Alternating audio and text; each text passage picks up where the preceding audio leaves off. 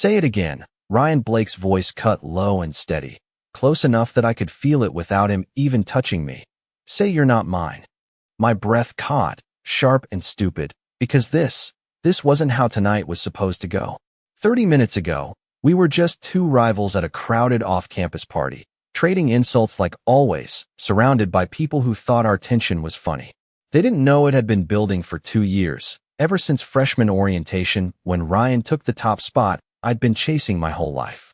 Ever since then, it was always Ryan Blake this, Ryan Blake that, the guy with the perfect grades, the calm smile, the kind of control that made professors trust him and everyone else orbit him like he was gravity. And me? I was the one who pushed back, who refused to fold, who made sure he never forgot I was right there behind him, close enough to matter. So when someone shouted truth or dare, and the room lit up with bad decisions, I should have walked away. I should have known better. But pride is a dangerous thing when your rival is watching. Dare, I said, because of course I did. And of course they chose him. Kiss Ryan. Someone laughed, like it was the funniest thing in the world. For a second, everything went quiet, like the air itself was waiting. Ryan looked at me, not surprised, not amused, just focused, like he'd already decided something I hadn't caught up to yet. Scared? He asked, soft enough that only I heard it. That did it. I stepped forward before I could think, grabbed his shirt, and kissed him just to prove a point. It was supposed to be quick. A joke. A win. But it didn't end when it should have. There was a pause, barely a second, where neither of us moved, where the noise around us faded into nothing, where I realized he wasn't pulling away. He was still there. Steady. Close. Choosing it. Choosing me. I stepped back first, heart racing like I'd just run a mile, forcing a laugh, brushing it off like it didn't matter, like it didn't change anything. Everyone cheered, someone whistled, the moment passed. Or at least, I thought it did.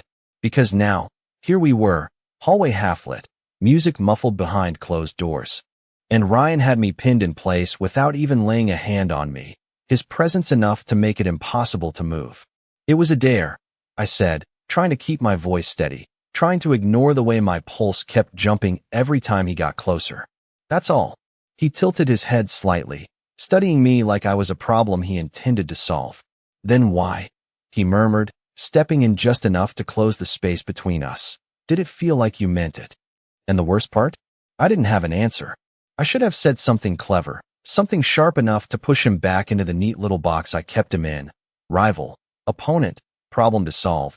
But my brain stalled and all I could hear was the echo of his question and the way my own pulse refused to calm down. It did not mean anything.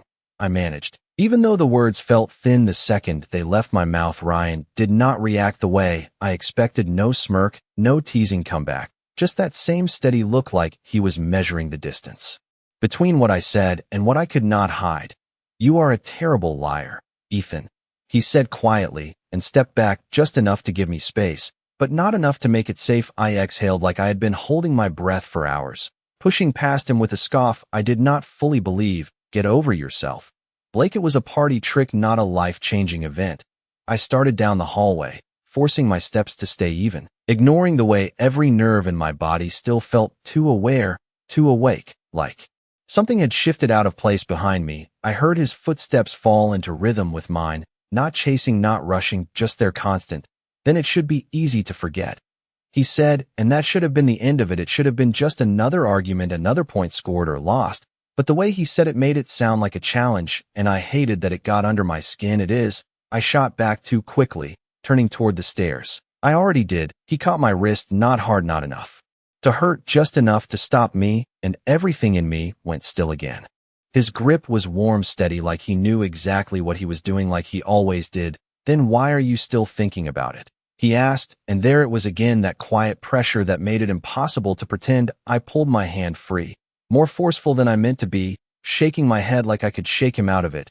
You are unbelievable, I muttered and pushed through the stairwell door. The cool air hit my face, grounding me for half a second. I took the steps 2 at a time, like distance would fix this, like space would make it normal again. But when I reached the bottom and stepped out into the open courtyard, the night felt different. The campus lights too bright, the air too sharp, like everything had been dialed up just enough to notice. Ethan, I stopped even though I did not want to because of course he followed, because of course Ryan Blake did not let things go when he decided they mattered. I turned slowly, arms crossed like armor. What now? He walked closer, stopping a few feet away. Not crowding me this time, but not distant. They're just close enough that I could feel that same pull, that same tension that had been there since the beginning, only now it was something else too, something I did not have a name for yet. You can keep pretending it was nothing, he said, but do not act surprised when I stop pretending with you. My stomach tightened, and I hated that reaction more than anything. You do not get to decide that. I snapped. He held my gaze calm, unshaken. Maybe not, he said, but I do get to decide what I do next. And the way he said it, the way his eyes did not leave mine, made it feel less like a threat and more like a promise I was not ready to understand. The next morning should have reset everything. It should have turned last night into something small and forgettable. But the second I walked into the lecture hall and saw him already there, it all came rushing back. Not the dare, not the crowd, just the way he had looked at me after, like he had decided something. I had not agreed to. Ryan sat near the center, as usual, laptop open, posture relaxed. Like he owned the space without trying. People around him leaned in, laughing at something he said, and for a second I almost turned around and left, almost. But I did not run from him. I never had. I dropped into a seat 2 rows behind him, harder than necessary, pulling out my notebook like that could anchor me back into normal focus on class, focus on anything but him. The professor started talking something about midterms and grading curves, but the words blurred in and out because I could feel it, that awareness again, like a line pulled tight between us. I told myself I was imagining it. I told myself to stop, but then Ryan shifted slightly, just enough to glance back, and our eyes met for half a second, too long to be accidental. He did not look away. First, he never did. I broke the stare, snapping my gaze down to the page, even though I had not written a single word. My hand hovered over the paper. Useless. Get it together, I muttered under my breath, because this was ridiculous. It was one stupid moment, one mistake, and I was not about to let it mess with everything else. Class ended slower than usual, every second stretching, until finally people started packing up chairs, scraping bags, slinging over shoulders, voices filling the room again. I moved fast, stuffing my things away, determined to get out before he could corner me again. But when I stepped into the aisle, he was already there, like he had calculated exactly where I would be. You are avoiding me, Ryan said, simply falling into step beside me. Like it was natural, like we always walked out together. I am going to my next class, I replied, not slowing down. That is called having a schedule. Your next class is in 20 minutes, he said without missing a beat. You usually stop for coffee first. I stopped short, turning to him before I could think. Why do you know that? He did not even hesitate. Because I pay attention. The answer hit harder than it should have. Simple, direct, no apology, and suddenly I did not know what to do with it.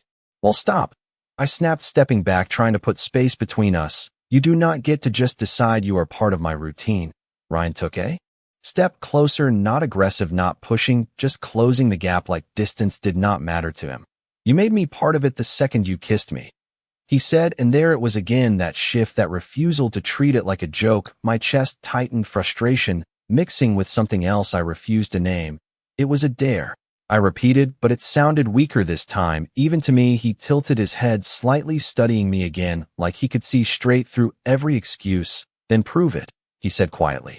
Act like it did not change anything. I opened my mouth, ready to fire back, ready to shut this down once and for all, but the word stuck because deep down I knew I already was trying and failing, and the worst part was he knew it too. I should have walked away right then. I should have laughed it off, said something cutting, and ended it the way I always ended things with him, sharp, clean, controlled, but instead I just stood there staring at him like I was waiting for him to explain something he had not actually said.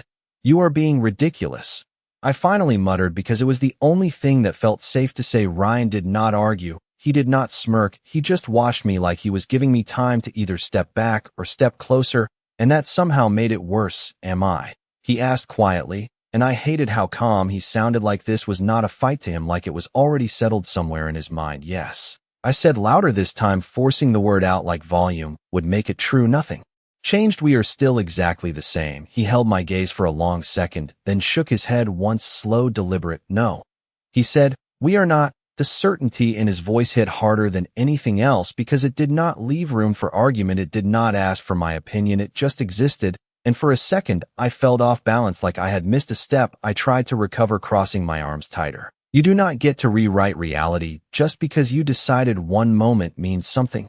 He stepped closer. Again, not enough to corner me, just enough to make it impossible to ignore him. I am not rewriting anything, he said. I am just not pretending like you are. That landed somewhere deeper than I expected, because the truth was I was pretending I had been since the second it happened, pretending it was nothing, pretending I did not feel that pause, that shift, that quiet moment where everything had gone still and meant something I did not want to deal with. You are making this a bigger deal than it is, I said, but the words felt thinner now, like they were losing weight every time I used them. Ryan's eyes softened just slightly, not pity, not amusement, just something quieter, something that made my chest tighten in a different way. Then stop reacting like it matters, he said. I opened my mouth, ready to argue again, ready to push back. But he was right. And that was the problem. I had not stopped reacting. I had not stopped thinking about it, about him, about the way it had felt different from anything I expected, and I hated that he could see it. You are unbelievable, I said. Again, because I had nothing better, and turned away before he could say anything else. I started walking fast this time, not caring if it looked like I was leaving, because I needed space, I needed distance, I needed something that felt normal again. But halfway across the courtyard, I heard footsteps behind me, not rushing, not chasing, just steady, and I knew without looking it was him. Ethan, Ryan called, and I stopped again, even though I told myself not to, because some part of me was already listening. I turned slowly, frustration sharp on my tongue. What now? He closed the distance, stopping just out of reach, like he knew exactly where the line was. I am not asking you to admit anything, he said. Not yet. The words hung there, and something in my chest twisted, because that was worse, somehow worse than pressure, worse than demands. Then what do you want? I asked before I could stop myself. He looked at me for a second longer, like he was deciding how much to say, then answered simply, I want you to stop lying to yourself. And that was it. No dramatic move, no big moment, just that quiet statement that somehow felt heavier than anything else he had said so far, because it left me standing there with nothing to hide behind and no idea what to do next. I did not answer him, not because I did not have something to say, but because every response I could think of sounded wrong, too defensive, too revealing, too close to admitting he had a point. So I did the only thing I could do. I turned and walked away again, this time without stopping, without looking back, like distance could put everything back where it belonged, like if I just moved fast enough I could outrun whatever this was. But the problem was it followed me, not him, not his footsteps, just the feeling, the awareness, the way my mind kept replaying everything he said, everything I said, everything I did not say, and it would not stop. By the time I reached the campus coffee shop, my thoughts were loud enough to drown out the music inside. I pushed through the door harder than necessary, the familiar smell of roasted beans and sugar hitting me like something solid, something normal I needed.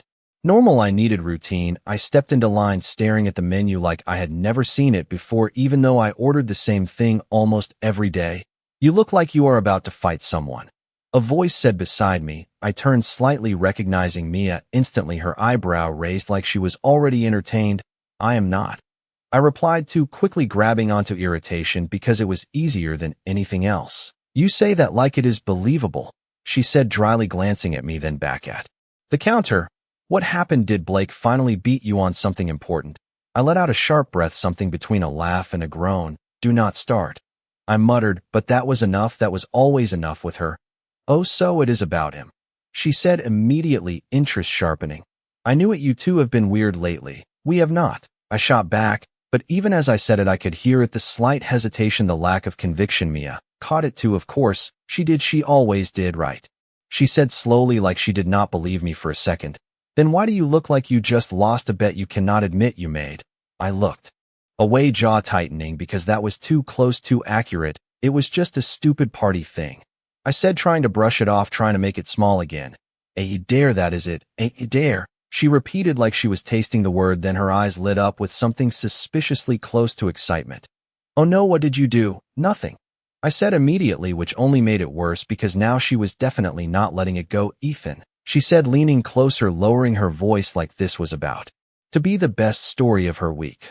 What did you do? I exhaled slowly, already regretting opening this door, but also knowing she was not going to stop. I kissed him, I said finally, quick, quiet, like if I said it fast enough it would not matter. She froze for half a second, then broke into a grin that was way too delighted. You kissed Ryan Blake, she repeated, and I immediately regretted everything. It was a dare, I added quickly. It did not mean anything. She studied me for a long second, that grin softening just slightly into something more knowing. Then why are you still thinking about it? The question hit harder coming from her, because it echoed his words almost exactly, and suddenly I felt that same pressure again, that same uncomfortable awareness. I looked down at the counter, at nothing, at everything, trying to find something solid to hold on to. I am not, I said, but it sounded just as weak as it had before, and Mia did not call me out this time. She just hummed softly like she already had her answer. Sure, she said, but her tone said the opposite, and I hated that she was right almost as much as I hated that Ryan had been right first. I should have left after that. I should have taken my coffee and walked out and pretended none of this existed, but instead I stayed leaning against the counter like I had nowhere else to be, like I was waiting for something I could not name. Mia watched me over the rim of her cup, not pushing, not teasing anymore, just observing, which somehow made it worse because silence gave my thoughts too much room. You are spiraling, she said finally, not unkind, just honest. I let out a breath I did not realize I was holding. I am not spiraling, I replied, but even I could hear the edge in my voice, the way it wavered just enough to give me away. She tilted her head slightly, like she was deciding whether to argue, then just shrugged. Okay, she said simply, and that was it. No debate, no teasing, just acceptance, like she already knew I was lying and did not need to prove it. I hated that more than if she had pushed. It was just a kiss, I added after a second, because I needed to say it out loud. I needed to make it real. People do that all the time. It does not mean anything. Mia nodded slowly like she was agreeing, but her eyes stayed on me, sharp and knowing. Then why does it look like it meant something to him? She asked casually, like she was commenting on the weather, but the question landed heavy in my chest. I looked down at my cup, fingers tightening slightly around it, because that was the part one could not ignore, not anymore the way Ryan had looked at me after, not surprised, not amused, just certain, like he had been waiting for something, and that moment confirmed it. He is just being dramatic, I said, but the words felt weaker now, like they were running out of strength. He does not do dramatic, Mia said immediately, and that shut me up, because she was right. Everyone knew that about him. Ryan Blake did not waste time on things that did not matter. He did not chase distractions. He did not react without reason, which meant if he was reacting now, if he was pushing this, if he was refusing to let it go, then it was not random, and that thought made something twist uncomfortably in my chest. You think he likes me, I said before I could stop myself, the words slipping out quieter than I intended. Mia raised an eyebrow, like she was surprised it took me this long to say it. I think he has been paying attention to you for a while, she corrected gently, and that somehow felt worse, because it meant this did not start last night. It meant I had missed something, or ignored it, or refused to see it because it did not fit into the version of things I was comfortable with. That does not make sense, I said, shaking my head, because it did not, because he was Ryan Blake, and I was just the guy who refused to lose to him, the guy who argued with him, who pushed back, who never let things be easy between us. That was what we were. That was what we had always been. Maybe it does, Mia said softly. Maybe you just do not want it to. I looked away, jaw tightening, because that hit too close again, because part of me did not want it to make sense. Part of me wanted everything to stay simple, rivalry, competition, distance, but another part, the quieter one I had been trying to ignore, kept replaying that moment, that pause, that shift, and wondering what it meant. And that was the problem, not Ryan, not the kiss, not even the way he was acting now. The problem was that for the first time, I was not sure I wanted to forget it. I told myself I was overthinking it. I told myself Mia was reading too much into something that was simple, manageable, explainable. But the second I stepped out of the coffee shop and into the open air again, that fragile sense of control slipped, like I had never had it in the first place. Because there he was, leaning against the railing across the courtyard, like he had been there the whole time, like he knew exactly where I would be. Ryan did not move. When I saw him, he did not wave, he did not call out, he just watched. And somehow that was worse, because it felt intentional, like he was giving me the choice to walk away again or come closer, and I hated that I hesitated even for a second. You have got to be kidding me, I muttered under my breath, but my feet were already moving before I could stop them, closing the distance. I told myself it was to end this, to shut it down properly, to prove that I was not affected, but even I did not fully believe that anymore. Are you following me now? I asked when I stopped a few feet away, crossing my arms like it would steady me. Ryan's expression did not change, calm, as always, like this was expected. No, he said simply. I knew you would come here. That is not better. I shot back immediately, but something in my chest tightened at how easily he said it, like it was obvious, like I was predictable to him in a way I did not understand. You always come here after your first class, he added, and there it was again, that quiet attention that made everything feel closer than it should be. I exhaled sharply, shaking my head. Stop doing that, I said. Stop acting like you know me. He tilted his head slightly, studying me in that same frustrating way. I do know you, he said. Better than you think. No, you do not. I snapped, too fast, too defensive, because if he really did, then what did that say about everything I had been ignoring? Ryan did not argue. He just stepped forward a fraction, closing the space enough that I could feel that same tension again, like something pulling tight between us. Then tell me I am wrong, he said quietly. Tell me that kiss meant nothing, and actually mean it this time. My throat went dry because that was the problem. I could say it, I had said it, but meaning it was something else entirely. I forced a laugh anyway, because it was easier than admitting that. You are obsessed, I said. It was a dare, that is all it will ever be. He watched me for a second longer, and for the first time something shifted in his expression. Not anger, not frustration, just something sharper, more certain. Then prove it, he said, and before I could react, before I could even process what he meant, he stepped past me like he was done with the conversation, like he had already decided his next move. What are you doing? I called after him, irritation flaring, because I hated not being in control of this, not knowing what he was thinking. He stopped a few steps away, turning just enough to look back at me over his shoulder. Giving you a chance, he said, to show me it did not change anything. And then he walked off, leaving me standing there with that same question echoing in my head, and the unsettling realization that I was not sure I wanted to prove him wrong anymore. I told myself I would ignore him, that I would take his challenge and prove it meant nothing, that I could go through the rest of my day like always, focused, controlled, unaffected. But the moment I stepped into my next class and saw him already there again, something in my chest tightened in a way I could not explain. He did not look at me this time, not immediately. He was talking to someone, leaning slightly against the desk like he belonged there, like everything around him adjusted to his presence without effort, and I hated how normal it looked. How easy it seemed, like nothing had shifted at all, like I was the only one still stuck on it. I forced myself to move to my usual seat, dropping my bag harder than necessary, pulling out my notebook with deliberate focus, like I could drown everything else out with routine. This was fine, this was normal, this was exactly what he wanted me to prove, and I was going to do it. I kept my eyes forward, even when I could feel it, that same awareness, that same pull, like I knew exactly where he was without looking, like my body recognized him before my mind caught up. The professor started speaking something about upcoming projects, but I barely heard it, because halfway through the lecture someone slid into the empty seat beside me. Hey, a voice said, light, easy, familiar. I turned slightly, recognizing Jason from my stats class, tall, friendly, the kind of guy who talked to everyone without overthinking it.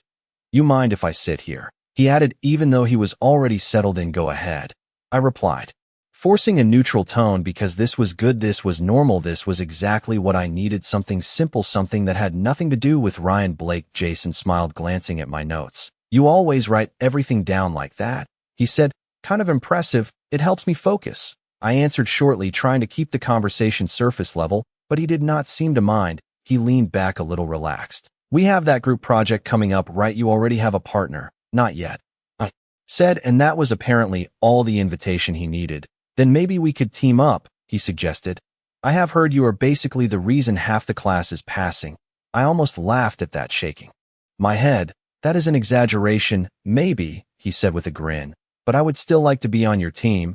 It was harmless, easy, normal, exactly what I needed, so I nodded once. Sure, that works. The moment the words left my mouth, something shifted, not in the room, not in the conversation, but in the air, like a subtle change in pressure that I felt before I understood it. I did not have to look to know why, but I did anyway, instinct pulling my gaze across the room, and there he was, Ryan, no longer talking, no longer distracted, just watching us, his expression unreadable, calm as always, but his focus sharp in a way that made my chest tighten. Jason kept talking beside me, unaware of anything else, but I barely heard him now, because Ryan's gaze did not move, did not soften, did not look away. And for the first time since this started, something else slipped into that tension, something heavier, something that made it clear this was not just in my head anymore. I turned back, quickly forcing myself to focus on Jason again, on the conversation, on anything but that look, but it lingered anyway, like a mark I could not see, but could not ignore. And somewhere in the back of my mind, a quiet realization settled, and this was what he meant. This was him not pretending anymore. I told myself to focus on Jason, on the project, on anything that looked normal, and easy,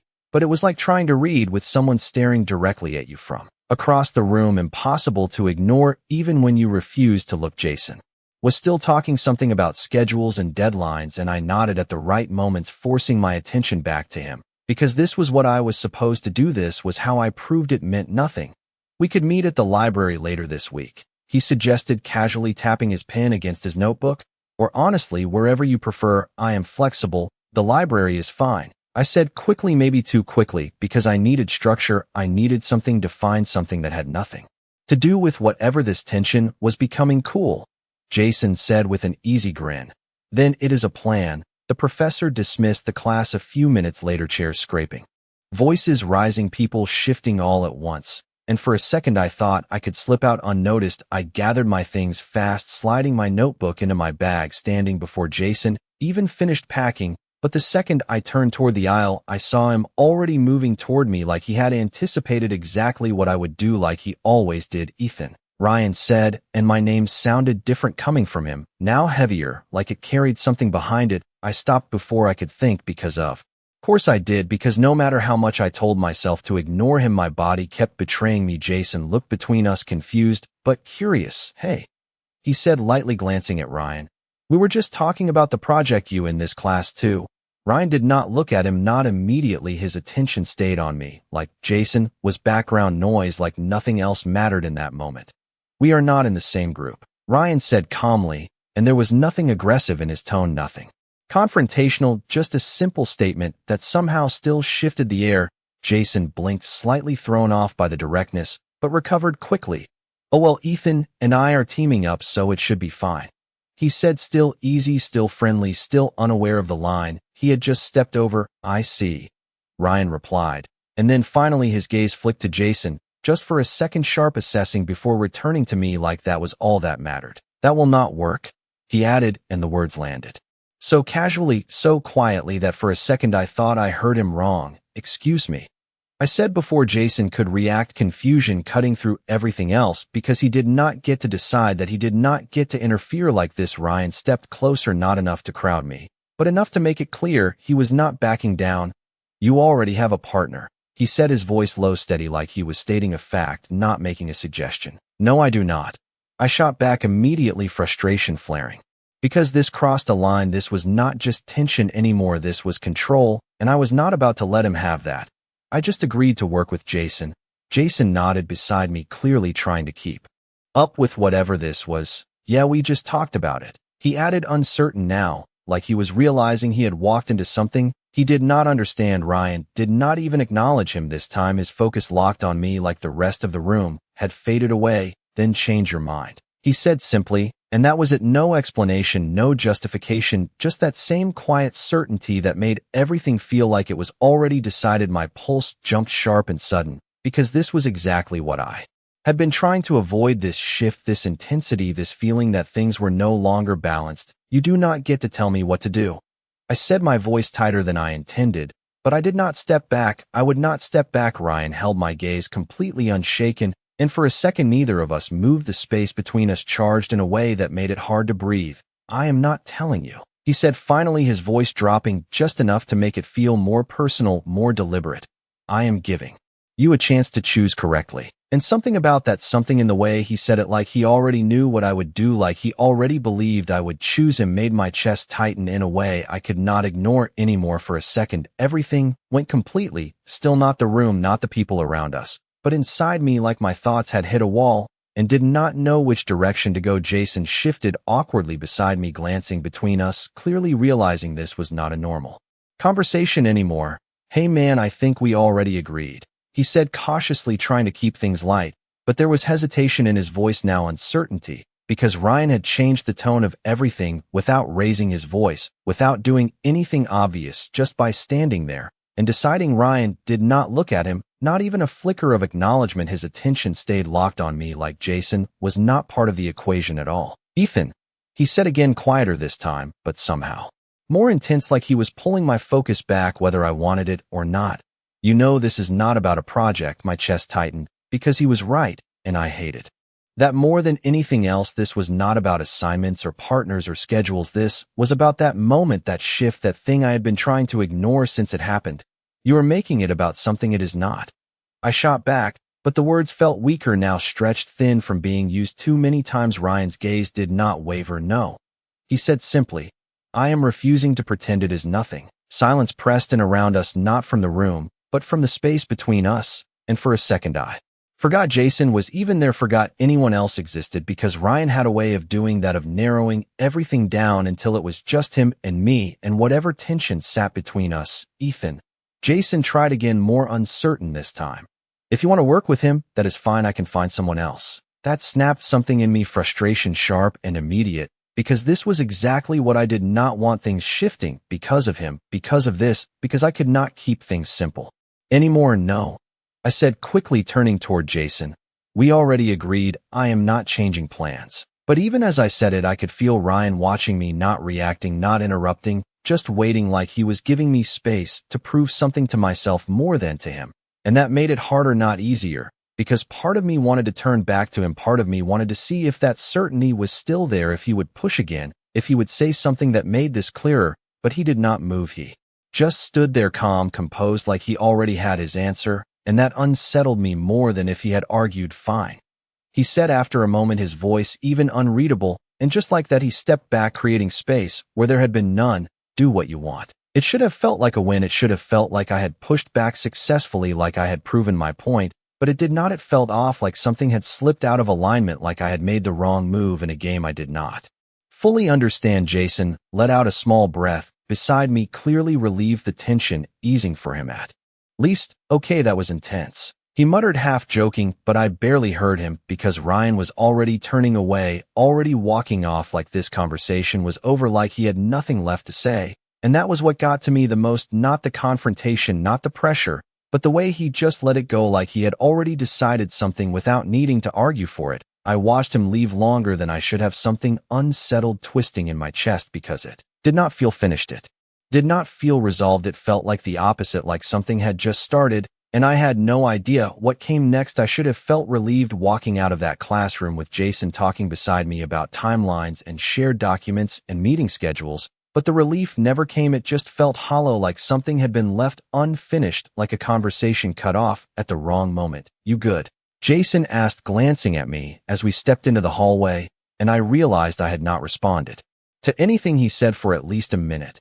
Yeah, I answered automatically, forcing a nod, forcing my focus back where it was supposed to be, just thinking about the project. He smiled, easy, accepting that without question, because for him it was that simple, just a class, just an assignment, just normal. But for me, everything felt slightly off, like the edges of the day had shifted just enough to notice. We can start with the research part. He continued, I will handle data if you want to outline the structure. You seem like the organized type. Sure. I said again, because it was easier to agree, easier to keep moving than to stop and figure out why my attention kept slipping back to someone who was no longer even there. By the time we parted ways, I told myself it was done, that I had made my choice, that I had proven it did not matter the way he said it did, but the thought did not settle, it did not stick, it just hovered there uncertain, like it was waiting for something else to happen. The rest of the afternoon dragged. Every class, every conversation, every small moment stretched thin, because no matter how much I tried to focus, my mind kept circling back to him.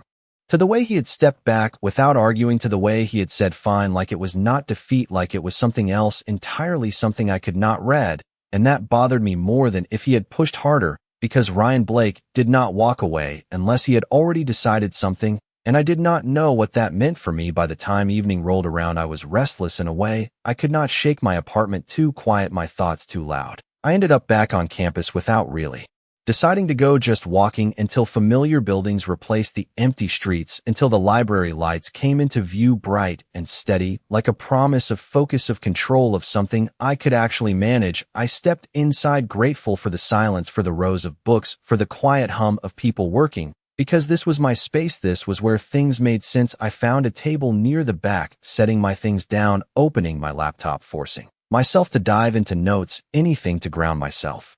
Again, minutes passed, maybe more. I lost track of time until a chair shifted across from me, the sound subtle, but enough to pull me out of my thoughts. I looked up, expecting to see Jason, or maybe someone else from class, but it was him. Ryan sat across from me like this was the most natural thing in the world, like he had every right to be there, his expression calm, unreadable like always. but his eyes locked onto mine immediately like he had been waiting for this exact moment. "You picked him," he said. Quietly, not accusing, not angry, just stating it. And something in my chest tightened again, because even now, even after everything, he still sounded certain, still sounded like this was not over. "It is a group project." I replied sharper than I intended. "It is not that serious." He leaned back slightly, studying me like he was looking for something I had not said yet. "You are still trying to make it simple," he said, and I hated that he was right again, that he kept seeing through every excuse, every deflection like it was nothing, because it is. I insisted, but my voice lacked the conviction it used to have. "You are the one making it complicated." He did not argue, he did not push, he just watched me for a second longer before speaking again, quieter this time, like he was choosing his words carefully. "Then answer me one thing," he said.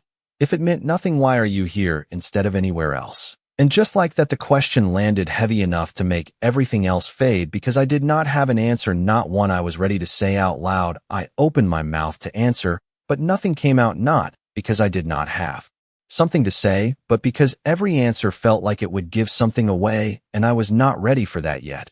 "I always study here," I said finally, because it was the safest option, the most normal explanation, the one that did not require me to look too closely at why I had ended up in the exact same place at the exact same time as him. Ryan did not respond right away.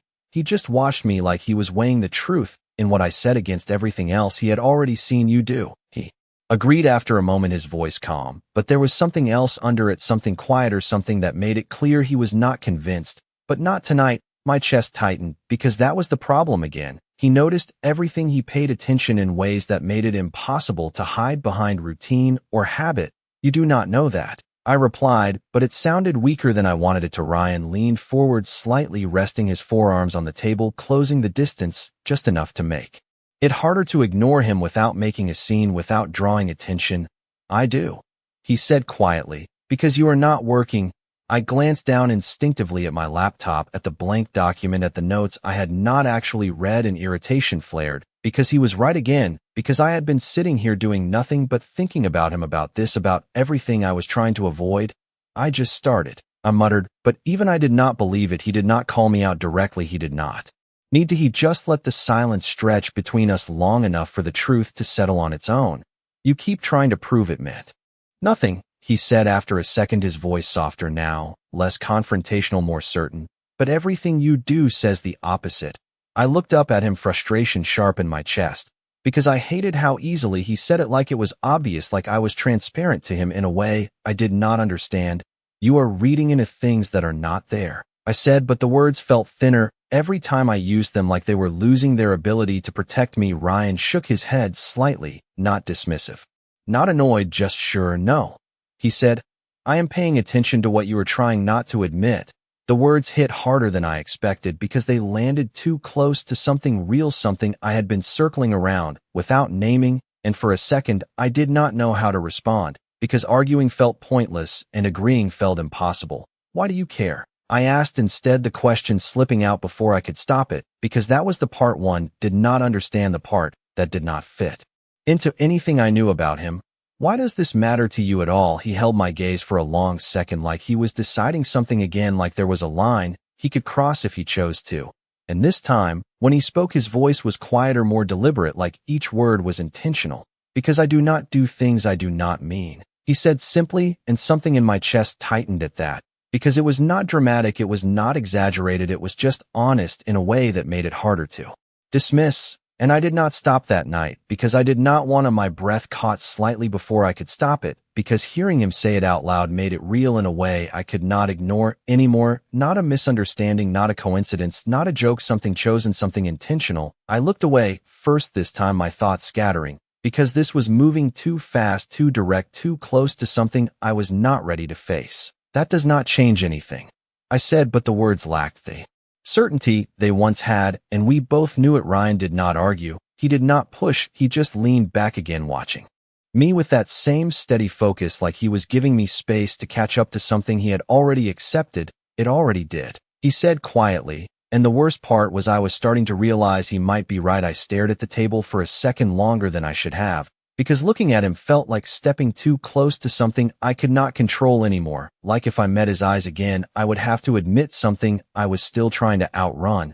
You keep saying that like it is already decided, I said, finally, my voice quieter, now not sharp, not defensive, just uncertain in a way I did not recognize in myself. Ryan did not move. He did not rush to answer. He just watched me like he was giving me time to hear my own words, like he understood this was not something that could be forced. It is not decided, he said after a moment, not for you. That made me look up because it shifted something in the conversation, something subtle but important. What does that mean? I asked because I needed to understand where he stood if I was supposed to figure out where I did. He held my gaze steady, calm as always, but there was something more open there now, something less guarded than before. It means I already know where I stand. He said simply, I am waiting for you to catch up. My chest tightened at that, not because it was overwhelming, but because it was clear, because there was no confusion in his voice, no hesitation, just quiet certainty, and that somehow made everything else louder. The doubt, the questions, the things I had been pushing aside all day. And if I do not? I asked before I could stop myself, because that possibility still mattered, because I needed it to matter. He did not hesitate, not even for a second. Then nothing changes for you, he said, but it does not change anything for me either. I frowned slightly, trying to understand what that meant, trying to find the edge of it. You are still going to act like this, I said, and there was a hint of frustration there. Because I was not used to someone holding their ground like this, without pushing, without backing down. Ryan's expression did not shift. I am still going to be honest, he corrected, and something about that made it harder to argue, because honesty was not something I could easily reject, not when I had been avoiding it myself. I exhaled slowly, running a hand through my hair, because this was not simple anymore. It was not something I could brush off or ignore. It had weight now, direction, now meaning, whether I wanted it or not. You are making this harder than it needs to be, I said, but even I could hear how hollow that sounded. Ryan shook his head slightly, not dismissive, just sure. No, he said, you are making it harder by pretending it is easier. Silence settled between us again, but this time it felt different, less tense, less sharp, more like something waiting, something unfinished, but not unstable. I glanced down at my laptop again, at the empty page that had been blank since I sat down, and let out a quiet breath. Because he was right about that too. I was not here to work. I was here because something had shifted, and I did not know what to do with it. Yet I looked back up at him, finally holding his gaze without immediately looking away. And for the first time that day, I did not try to argue. I did not try to deny. I just asked the one question I could not avoid anymore. What happens if I do catch up? I said quietly. Ryan's eyes softened just slightly, not losing that intensity, but changing in a way that made my chest tighten for a different reason now. Then you stop running, he answered just as quietly, and we figure out what this actually is. The words settled between us, not heavy, not overwhelming, just real, in a way that made everything else fade for a second. Because for the first time, this was not about proving something or winning something.